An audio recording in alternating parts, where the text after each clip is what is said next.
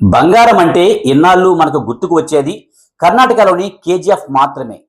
కానీ ఇప్పుడు మన తెలుగు గడ్డ రాయలసీమ రత్నాలసీమగా మాత్రమే కాదు, పసిడి గనిగా కూడా ప్రపంచాన్ని తన వైపు తిప్పుకోబోతుంది.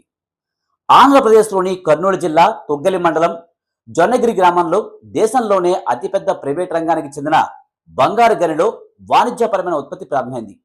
జూన్ 24, 2026న ఏపీ ముఖ్యమంత్రి నారా చంద్రబాబు నాయుడు ఈ ప్రతిష్టాత్మక ప్రాజెక్టును అధికారికంగా ప్రారంభించారు. అసలు ఈ జొన్నగిరి వెనుక ఉన్న చరిత్ర ఏంటి? అక్కడ గనులను ఎప్పుడు గుర్తించారు?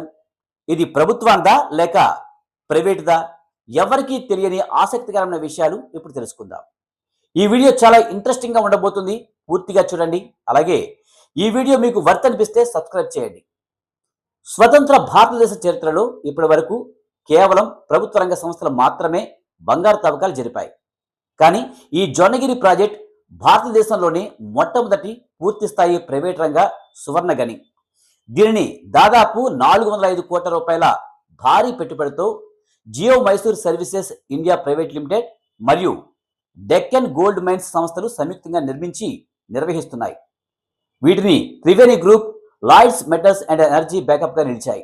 జొన్నగిరి ప్రాంతంలో బంగారు నిల్వలు ఉన్నాయనేది నిన్న మొన్నటి తెలిసింది కాదు. దీనికి వేల ఏళ్ల నాటి ప్రాచీన చరిత్ర ఉంది.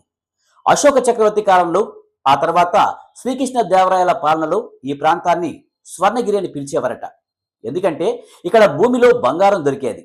ఇక ఆధునిక కాలంలో సుమారు 2006వ సంవత్సరంలో జియో మైసూర్ సంస్థ ఈ 598 హెక్టార్ల పరిధిలో మైనింగ్ లీజ్ కోసం దరఖాస్తు చేసుకుంది.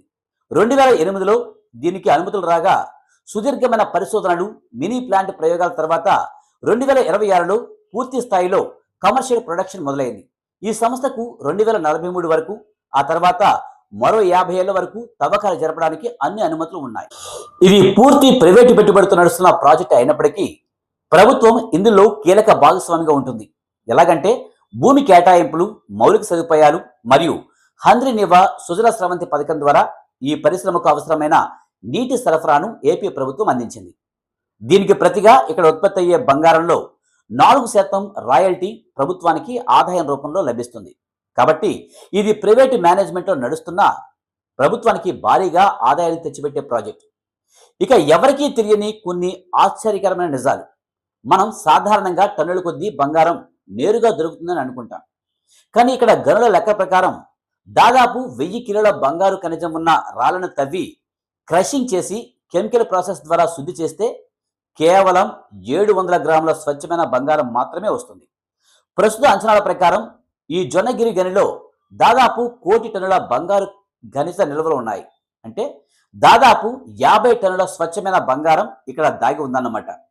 రాబోయే రోజుల్లో ఈ గని నుంచి ఏడాదికి 2 టన్నుల బంగారం ఉత్పత్తి చేయడమే లక్ష్యంగా పెట్టుకున్నారు. దీనివల్ల స్థానిక యువతకు, మహిళలకు సుమారు 700కి పైగా ప్రత్యక్ష ఉద్యోగాలు లభిస్తాయి. భారతదేశం తన బంగారు అవసరాల కోసం ఏటా 800 టన్నుల బంగారాన్ని విదేశాల నుంచి దిగుమతి చేసుకుంటుంది.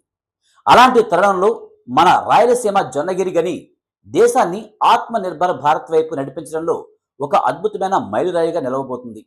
అందుకే ప్రభుత్వం ఈ జొన్నగిరి గ్రామీణం పేరును అధికారికంగా స్వర్ణగిరిగా మార్చాలని ప్రతిపాదించింది.